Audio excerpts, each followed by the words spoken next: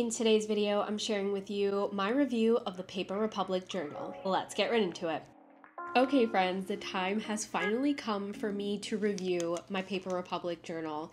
If you've been here for the entire time that I've had this journal, I appreciate you because it has been some time. It has been almost an entire year since I've had this journal, which is crazy to say because I still feel like it's so new to me. The system is so new to me, but it's almost been a year. So I figured I have spent enough time for me to be able to share a thorough review with you. So that's what we're doing in today's video. And I'm excited to share my thoughts because I do have pros and I do have cons. So let's jump right into it. Before I actually go into the pros and the cons, I'll start with the pros and then I'll move on to the cons. Let me just share the details of the Paper Republic journal with you. So I purchased this from a store in Manhattan called Top Drawer.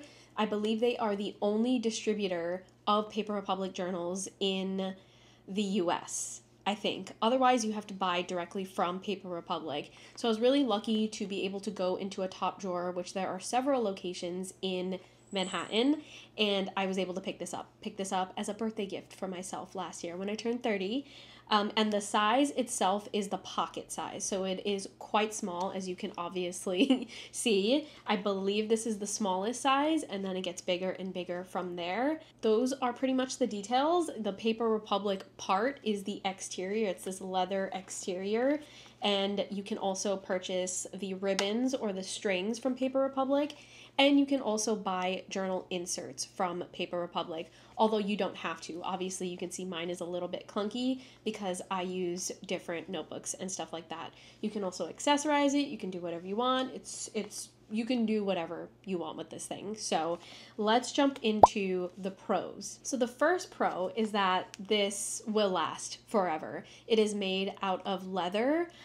So that basically means that it has a very, very long lifetime, if not an entire lifetime. It is meant to last forever. So when you make an investment with a Paper Republic journal, know that you are going to have something that you can keep forever, which I think is so cool, so special. It tells a story, and it's also sustainable. It's less wasteful because you have one place for everything. You don't have to worry about going through a notebook and then having to toss it. I don't know if people toss journals. Actually, I don't toss mine, but you get what I mean. It has a bit of a sustainable element to it as well. Okay, the second pro is something that I already touched upon, but it is fully customizable. So as you can see, I have some customizations with this journal.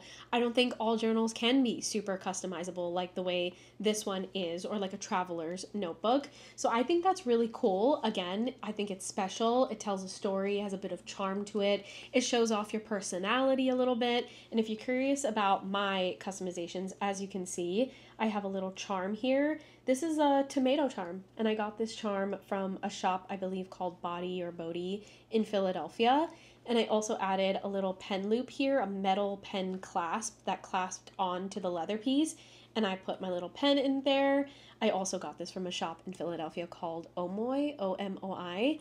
And then I have my pen just sticking out the side there. And the customizations can go as far as what you put in the inside. So like I said, you can get journals from Paper Republic. They have journals that fit the specific exterior that you go with, but you don't have to do that. You can find notebooks of your choosing that just fit in there. Maybe they don't even fit in there. Maybe they stick out. You can do whatever you want. And then you can just add them in there as well. So again, extremely customizable. You can get different ribbons. Paper Republic sells ribbons that are specially made for this, but I have gone into stores and I've heard people use their own strings from like arts and crafts stores and stuff like that. So again, so customizable from the very, very beginning all the way through to the inside, the outside, whatever the heck you want to do with it. I have seen some really cool customizations with a Paper Republic journal or a traveler's journal. So, okay, the next pro is that this one in particular is compact. So, as you can see, it is the size of my hand pretty much, and I have small hands. So, this is very, very small, which means I can throw this into basically any bag that I own. I have small bags. I have like bags that go around your, like, what are those Lululemon kind of bags? You know what I'm talking about. It can fit into one of those bags, and those are my smallest bags. and it can fit in any other bag. So I love that I can just throw it into any bag. It doesn't take up too much space. It is just convenient. It's convenient in that sense. And I personally like smaller things. Typically, I like smaller phones. I like the smaller Kindle. I just like smaller things. I even like a smaller paint palette.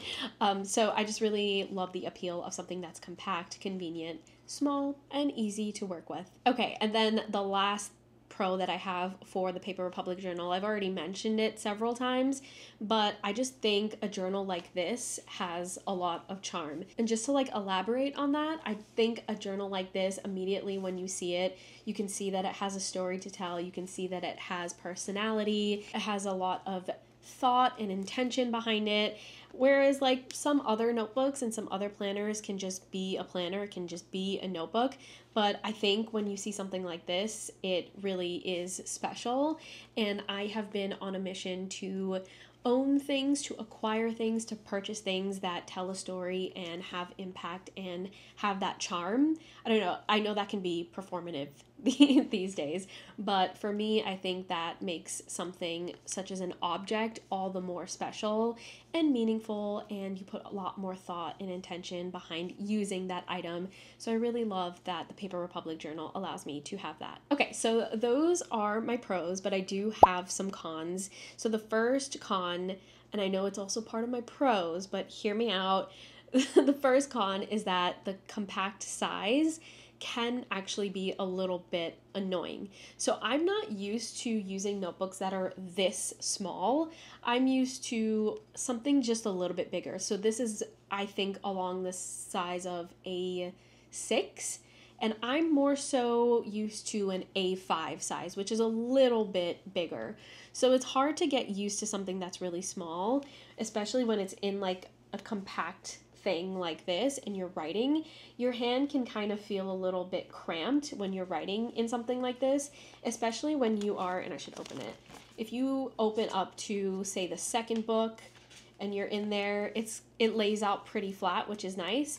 But if I'm in my front notebook, like my bullet journal, and I'm all the way in the front, it feels kind of cramped because everything is kind of like bulked up together. And I don't know, it just has a little bit of a clunky experience. And if you're trying to write and you're trying to just go with the flow and not have any distractions or anything get in the way, it can be a little bit annoying. So that's something I'm trying to work through because this thing is meant to last a lifetime and I don't want to give up on it. But that's just been a little bit annoying of an experience for me. Okay, the second con, and this just might be a me thing, I don't know, but I have a really, really hard time figuring out the ribbons, figuring out the strings. So again, we have this exterior string that holds everything in place, but you need to have strings in the inside to connect all the notebooks in here.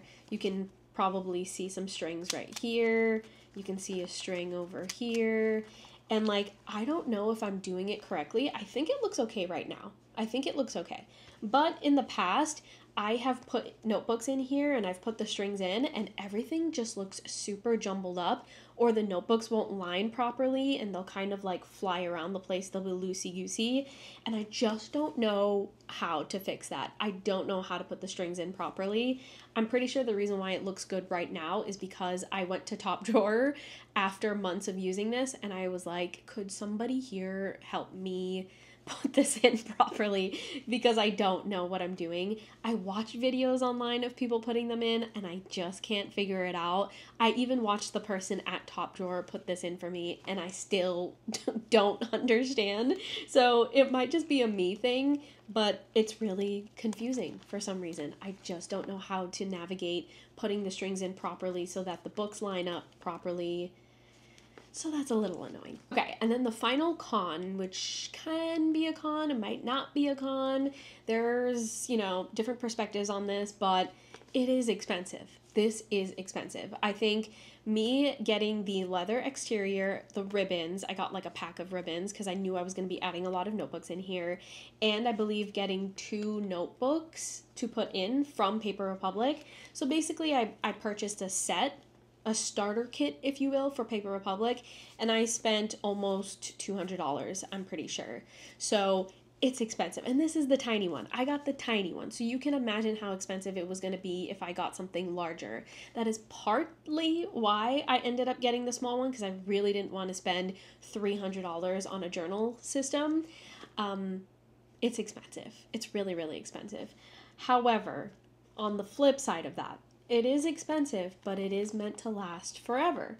So, will it pay for itself in the amount of time and use that you put into it, which is your entire life? Yeah, probably, but it also hurts to spend that much on a journaling system right at the get-go.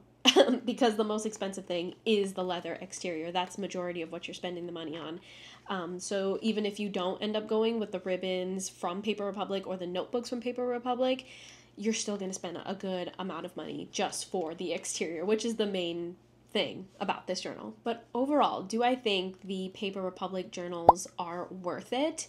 And for me, in my experience, having one space, one hub for all of my journaling needs for an entire year, I would say that yes, that is worth it. It is expensive, and there are some things that I need to work through in order for me to really, really 110% love it. However, it has been effective in me having one space for all of my journaling needs, not just writing, not just planning, but also sketching, painting, drawing.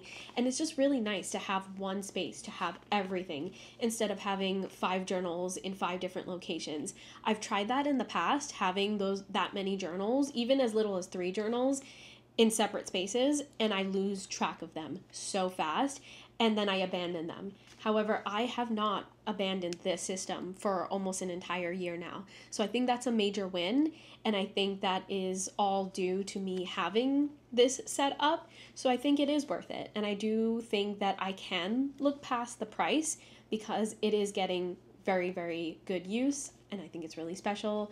And I don't know, I have really high sentimental value for this now, which I couldn't say about just any old notebook or any old 3 random notebooks that I found and wanted to put random bits and pieces into it. So hopefully that makes sense. I do think this really is dependent on the person. If you have similar thoughts as me, it may be worth it for you, but if the price is really expensive, I totally understand why you wouldn't want to get something like this. And I have actually been seeing people on TikTok do DIYs of journals like this, because if you think about it, the main thing here is the leather exterior and the ribbons, and then just like setting it up through the holes in the back and all of that. If you're really, really crafty, I'm sure you can go to a craft store and find similar materials to make something similar. So you can always go that route as well. I know there's another brand called Louise Carmen that is also a good option, although I think they're also extremely expensive. But just throwing out some alternatives there if you are interested in exploring that. But I do recommend my Paper Republic journal. Maybe go for the medium size if you are concerned about like your hand being clunky and in the corner and stuff like that.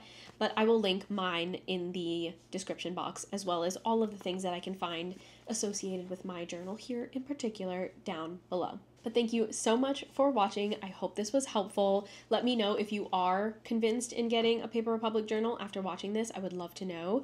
And yeah, happy journaling. I appreciate you watching, and I will talk to you in the next video.